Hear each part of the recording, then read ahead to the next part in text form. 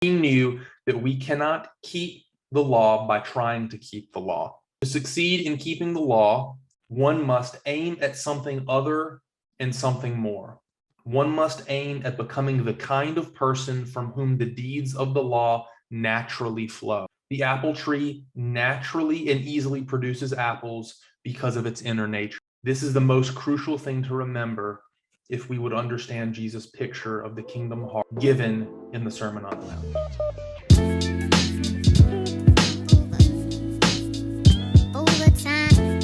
Welcome to the Belfast Podcast. I'm your host, Luke Byler. This week, Daniel and I continue our discussion on Chapter 5. We get more into some of the content, specifically, that Willard is talking about here with the first real sets of, let's say, rhetoric or exposition done by Jesus in the Sermon on the Mount. The central question here is, how do you become the kind of person that fulfills the law? And in the beginning, I beg the question that I think we all need to think about very seriously is, do we think that Jesus is smart in talking about life? So if these things sound interesting to you, if this piques your curiosity, please stick around and listen. I think where we're going here, you're going to find very fruitful and very helpful. I hope that, I pray that, and as always, we'll see you guys in the next one.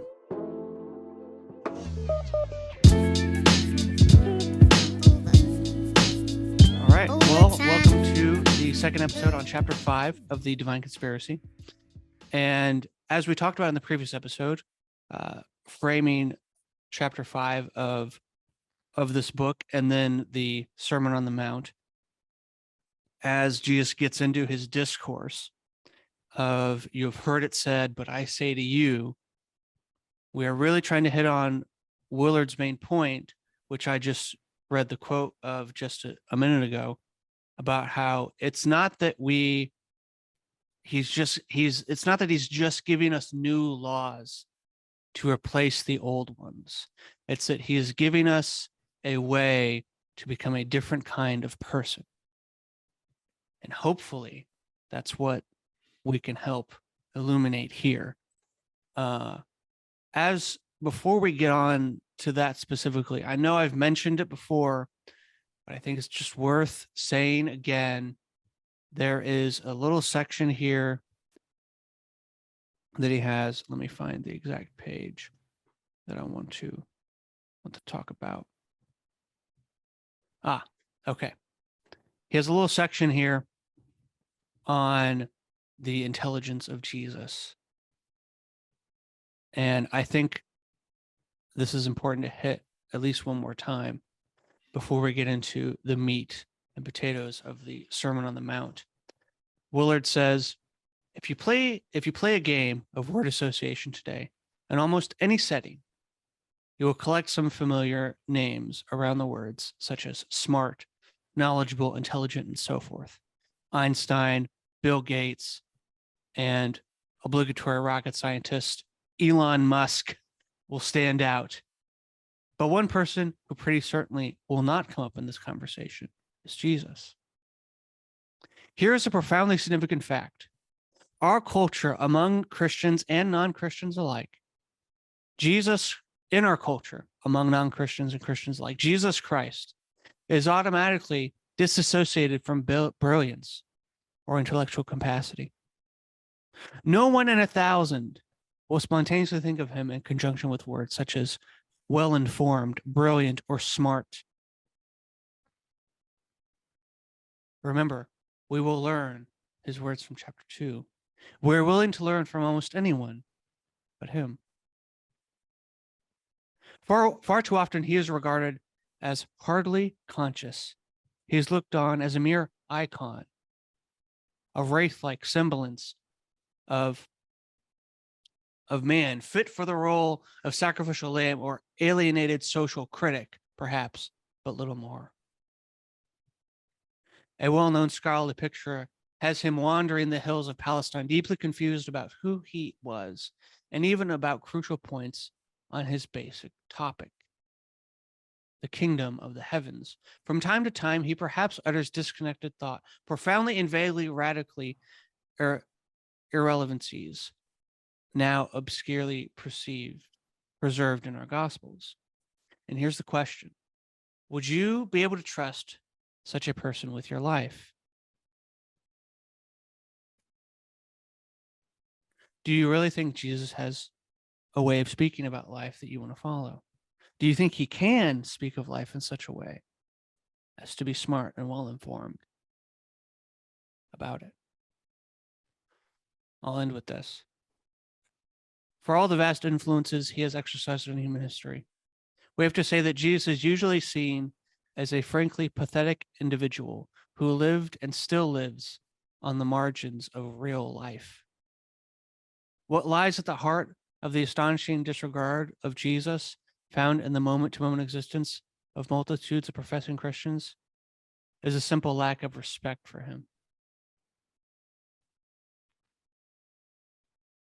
Jesus can save me. He can die on the cross. But I don't respect what he has to say about my day-to-day living.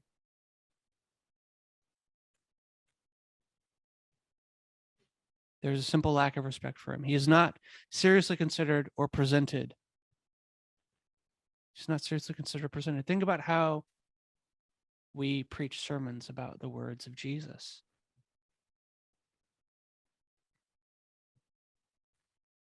What then can devotion or worship mean if simple respect is not included? Not much. So, the point being, as I've said before, and Willard says again, we must consider Jesus smart and well-informed and wise about how to conduct our lives if we are going to take serious what he says about our lives. And so I think before we step into his diagnosis of what is going on in our hearts, we have to wrestle with, do we think Jesus is smart enough to diagnose it correctly? Is he a good physician?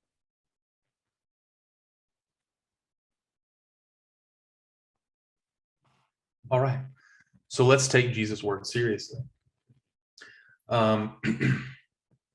The whole topic with Willard in this chapter is based around the section heading of this next section. So that is the beyond of actual obedience. And in this section, he's really starting to hit home this idea that we have to go beyond what we actually like, the actions themselves, and become something new. So I'll start at the top of the section and read the first few paragraphs. Excuse me. You have the page? Oh, sorry. Yes. No, you're good. I thought I was sharing already. No, you're good. All right, there we go. Okay. Yeah. So this way you guys should be able to read along. It says, it is precisely Jesus' grasp of the structure in the human soul that also leads him to deal primarily with the sources of wrongdoing and not to focus on actions themselves. So time out. Jesus' wisdom, Jesus' knowledge, Jesus' intellectual prowess about the human condition, right? So what Luke was just talking about is crucial here. It's based on that Jesus is able to make such a fundamental diagnosis of the sources of wrongdoing and not focus on the actions themselves. So we're talking about the sources of wrongdoing. We're getting to the root of the issue, not treating the symptoms, to continue the doctor analogy. He thus avoids the futility, which we have already pointed out, on making law ultimate. Making law ultimate is futile because you're just trying to meet a standard. And oftentimes you will fail. Wrong action, he well knew, is not the problem in human existence, though it is constantly taken to be so. It is only a symptom, which from time to time produces vast evils in its own right. So Willard's not saying that the wrongs that we do in action are okay. He's saying addressing the actions themselves isn't enough. We have to do more. The next paragraph. Going to the source of action is a major part of what he has in mind by saying that one must go beyond the goodness of the scribes and the Pharisees. One must surpass humanly contrived religious respectability if one is to mesh their life with the flow of the kingdom of heaven. True enough, he has also meant that we are actually to do what the law, as God intended it, said to do. So this doesn't mean that we get to do away with law, right? When we read the section from Matthew 5, Jesus wasn't saying, you've heard it said, don't murder, but I say to you, if you are angry, you've committed murder in your heart, so you can murder, or not abiding by the law is okay. What Jesus is saying is, murder is caused by hate. So if you don't hate, you won't murder. So if you don't have the thing in your heart that usually causes you to do the other thing, the action, if you treat the symptom first, the action will be taken care of naturally. You don't have to worry about not murdering because you won't hate people. Now, granted, there are other reasons that people murder as well. Those reasons typically come from a lack of trust in God, which is ultimately what this entire sermon is trying to build us towards, right? Pistis, as we've talked about in the past. But again, it's about treating the symptom, not just, I was going to keep reading. No, you're good. It's about treating the symptom, not just the action itself. So true enough, he also meant that we should actually do what the law, as God intended it, said to do. And that too was quite beyond the goodness of the scribes and the Pharisees. They talk a lot of law, but they did not keep it.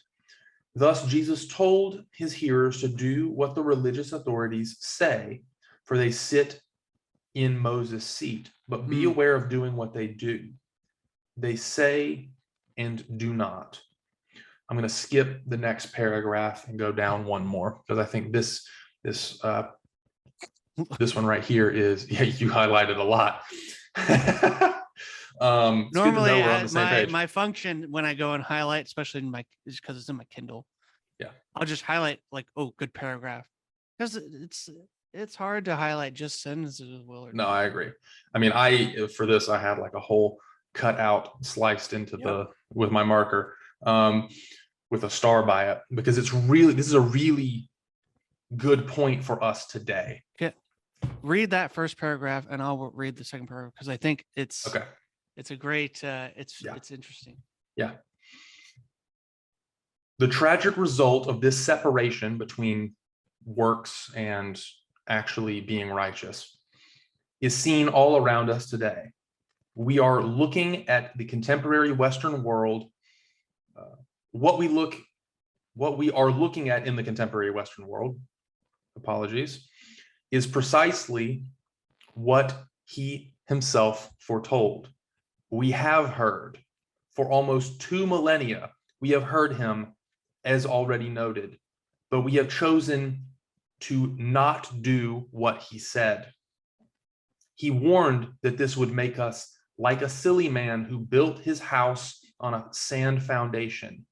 The rain poured down and the rivers and winds beat upon the house, and it collapsed into total disaster. We today stand in the midst of precisely the disaster he foretold, flying upside down, but satisfied to be stoutly preaching against works righteousness. We so much want to preach against works righteousness that we actually stop working for the kingdom of heaven. And that is shameful. Right. If my microphone would work. Okay. That's what he points out in this next paragraph here. If people in our Christian fellowships today were to announce that they decided to keep God's law, we'd probably be skeptical and alarmed. Just imagine it. I don't know how your church operates, but at times, churches I've gone to, the pastor will have, say, they're doing a sermon series or a sermon on family. And they have a couple from the church, a devout couple, to do like a Q&A or to give some examples of how things said during the series or, setting up what is going to be talked about have impacted their lives or how they operate as parents. What if that family said, you know what we do in our household? We encourage each other and we encourage our children to keep God's law.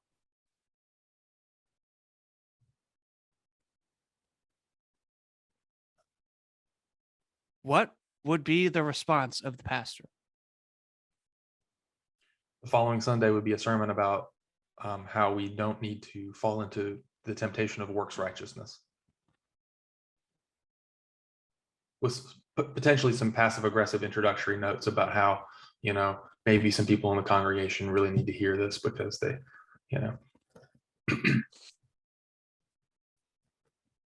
But yeah, probably no mention will be given to the verse on train a child in the way he should go, and he will not depart. But anyway,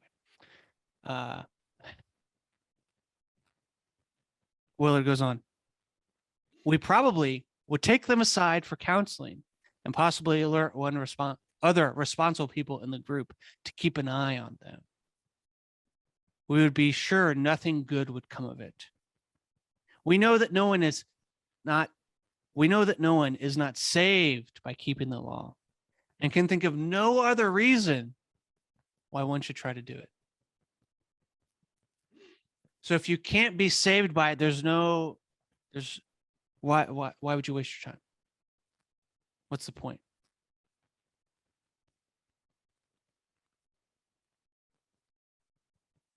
I think that's what Jesus is getting at. You have heard it said that you will be saved by grace alone into a new life in Jesus.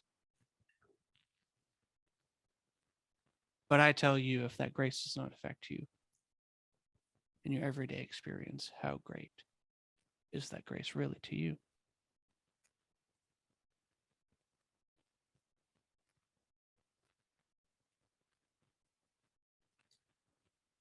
Yep. That's a problem. That's a big problem. This is what Bonhoeffer called cheap grace. Now I have my own problems with that phrasing, as Willard has talked about, but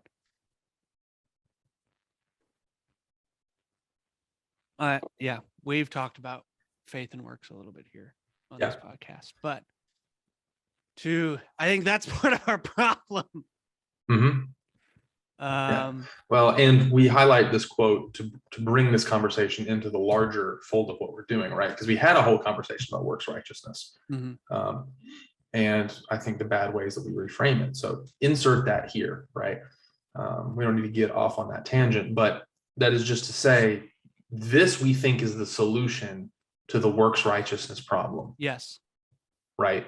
This is what we think the solution is. So, Luke, do you want to pull up the old righteousness versus new righteousness chart? And we can talk a little bit about that. I believe it was page 164 in the text.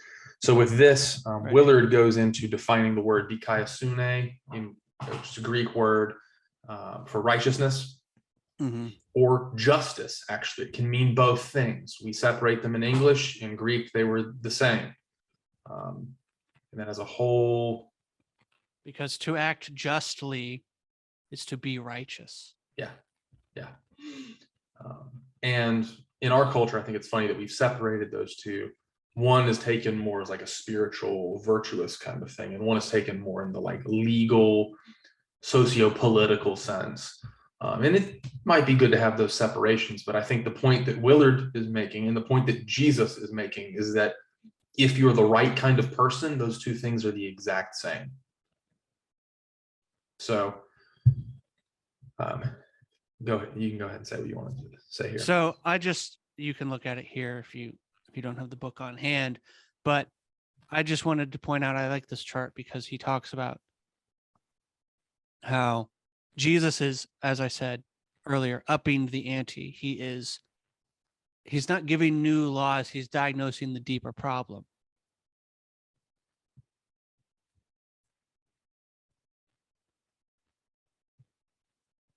And then he's giving us prescriptions about what kind of ways we can act to then bear the good fruit that would result in a life that would not even get close to these kinds of things.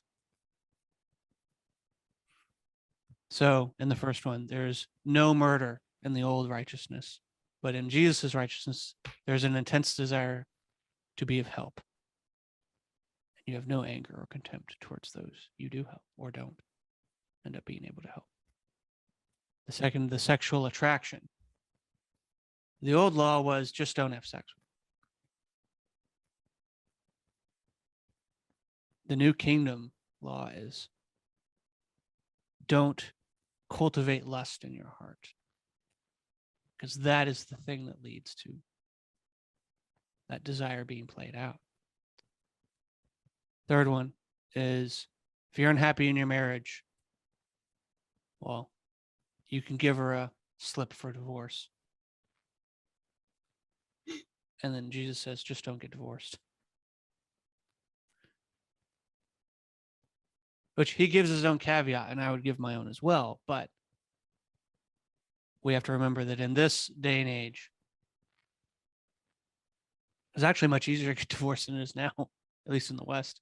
Yeah, but it was also primarily one-sided. Right. And right. So you actually, this can also be, this is part of Jesus's like ministry towards women, because he is doing this not only to preserve the marriage as a function of the relationship between God and his covenant people, but to ensure that everyone gets cared for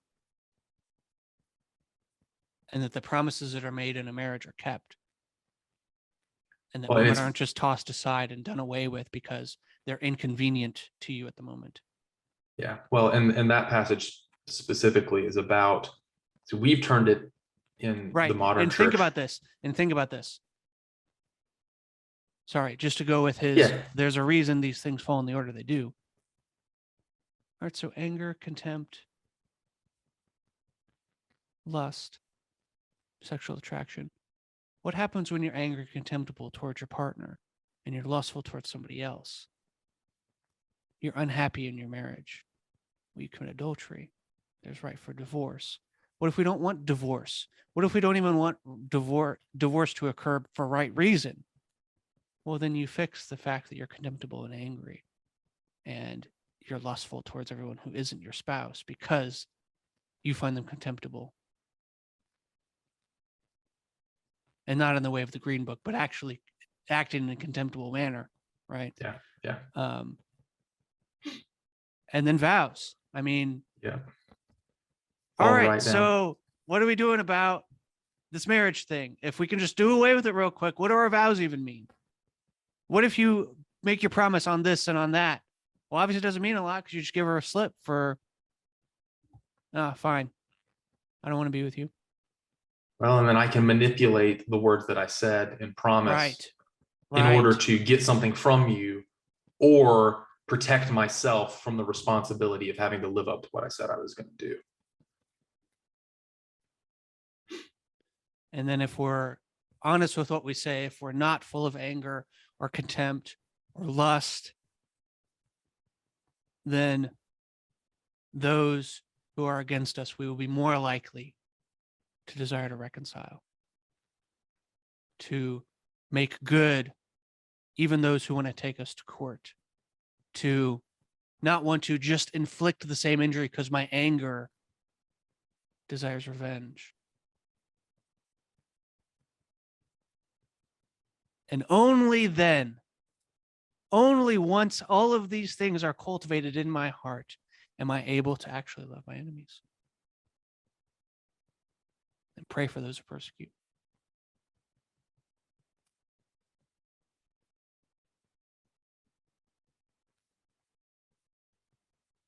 And I just So you want point, to be sorry. no, So you're you good. want to be how it ended. So you want to be someone who does what Jesus says and love your enemies, which is really hard to do these days because everyone's your enemy, apparently. Then you got to do all these other things. Otherwise, you can't.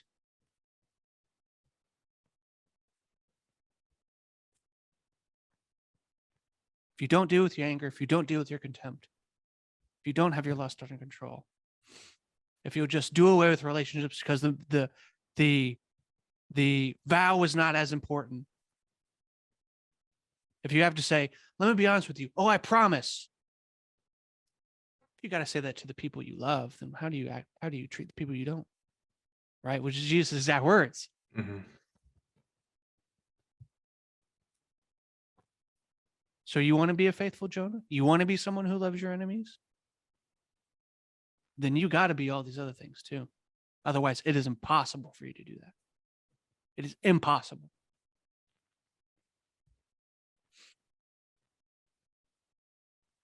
So there's a reason Jesus says what he says in the order he says it. Yep.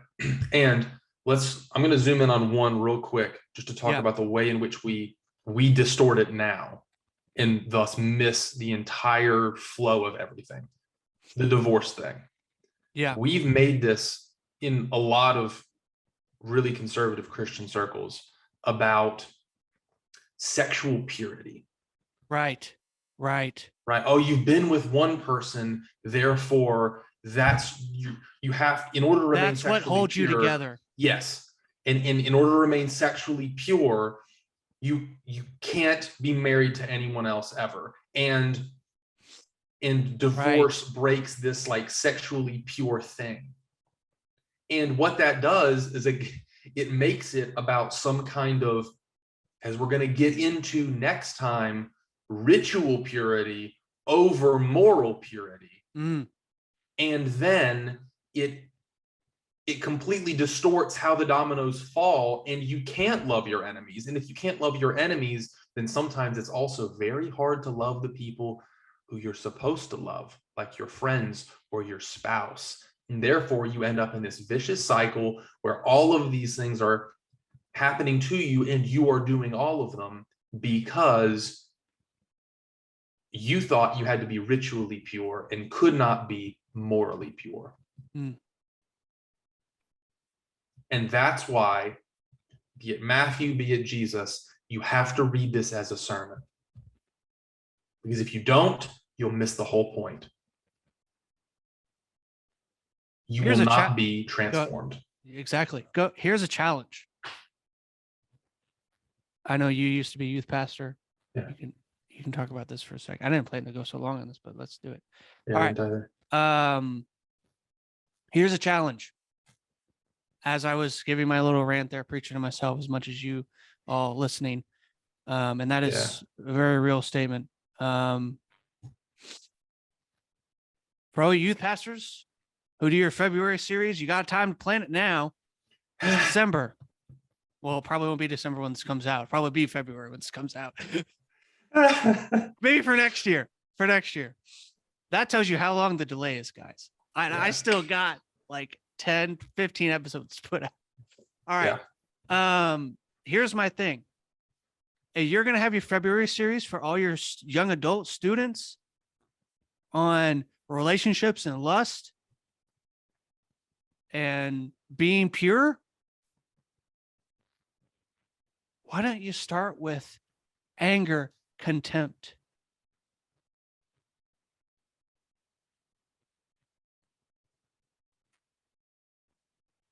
And then you can move on to lust and the nature of our relationships, our vows to one another, our words of agreement or disagreement.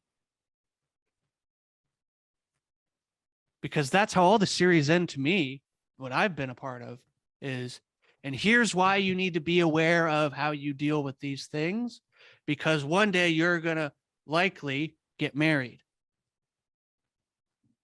And we need to take it seriously.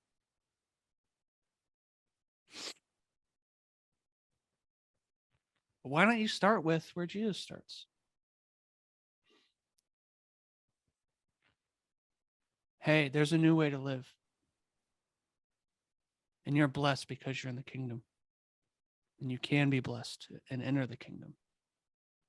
And if you're going to be the kind of person that lives a righteous life that is full of diakusune, then you better start. Because good luck controlling your lust if you can't control your anger. Good luck. And if you can't control yourself to be contemptible with your friends or your family, good luck not having sex with your girlfriend. Good luck. What do you think of that proposal? Yeah, no, I think then we actually treat all of these moral symptoms like Jesus treated them, right? Because, sorry, but I honestly, and I deal with this myself, and I'm not here to just harp on purity culture or whatever, but I seriously think that there's a lot of things that are talked about in this way, whereas I got a distorted view of women in a certain sense because I only looked at them, not only, but like a primary lens through which I viewed them was like, am I lusting after them or not? That was the question. Mm-hmm. The question wasn't, how do I treat them well? Not just in terms of that, but in terms of how do I not be angry towards them? How do I have good relationship with them? How do I not harbor other emotions about them that aren't lust? Yeah. Because it's just self-control in another sense. Your anger, your contempt. You do the relationship thing that way, and that fixes much of the other things. So, yeah. Any thoughts on that? No, and I think for sake of time, we should probably move to the next one. But I think that is really, really true and really accurate. And so to wrap this into the larger conversation and segue into this next bit, it's about being the right kind of person, which is something we've been hitting a lot. And we're about to hit 2 sections in Willard where he explicitly highlights this. And these I think are really important. So this next one's on page 204. Are these things hard to do? It's the beginning 2 paragraphs in the section. Hang on, let me get there. Yeah, no, you're good. So just a little bit of what he's going to talk about is, well, are these things hard to do? We see fulfilling the law as something that's really difficult to do. And the point he's going to make is, of course, it's difficult if you're not the right kind of person. And so if you are transformed, if you work towards becoming the right kind of person, it's no longer a performance when you are fulfilling the law. It's genuinely who you are. So yeah, that's what he's going to get into. Have you managed to find it? No, I got it. Okay, yeah, it's towards the end of it. So go ahead. Are you okay? Sorry, yeah. Are you reading this here? Yes. Yeah. I'll that section and then the paragraph after. Is it then hard to do the things in which Jesus illustrates the kingdom heart of love, or the things that Paul says love does in 1 Corinthians 13? It is very hard indeed if you have not been substantially transformed in the depths of your being, in the intricacies of your thoughts, feelings, assurances, and dispositions, in such a way that you are permeated with love. Once that happens, then it is not hard. What would be hard is to act that way, act the way you acted before. So once you're transformed, and I think that's a process, usually called sanctification. Once you're transformed, it becomes hard to not naturally do the things that Jesus asks of us. It doesn't flip on like a light switch. Okay? You have to grow in it. But genuinely being the kind of person who does these things is important, is something that we should do, and is something the church has neglected to teach us. So, of course, loving your enemy is, to Luke, your point earlier, loving your enemy is impossible if you're starting at the beginning of the transformation, but you have to work your way through the steps. When Jesus hung on the cross and prayed, "Father, forgive them because they do not understand what they are doing," that was not hard for him. What would have been hard is for him would have been to curse his enemies and spew forth vileness and evil upon everyone, God and the world, as those crucified with him did, at least for a while. He calls us to him to impart himself to us. He does not call us to do what he did, but to be what he was, permeated with love. Then the doing of what he did and said becomes the natural expression of who we are in him. So my question is, are you that? And what do you need to do if you are not that to become that? That is crucial. That is crucial. So I want to read one more thing from page 160 at the top. It's the section, the deeper beyond from which actions come, but it's kind of towards the end of the section.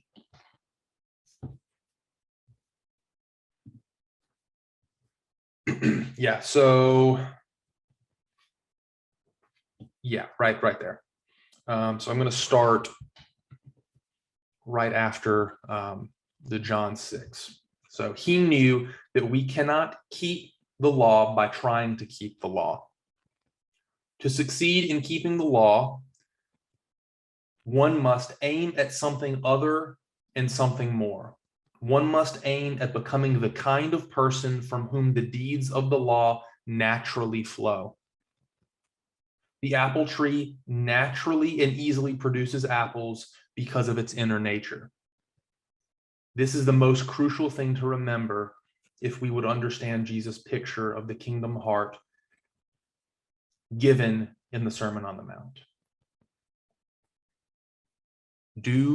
Are you the kind of person in whom the law is naturally fulfilled? And if not, what can you do to become that person? That's what Jesus is asking. That's what Jesus is begging us to do. And that's what I hope we can do as a church community moving forward. To end, I'll give a challenge that my pastor gave me and that I've not been fulfilling well, but it is one that hits on many of these themes. Pray the Lord's Prayer every day, as many times a day as you feel necessary, but at least once a day, and see what happens. See if it starts talking back to you.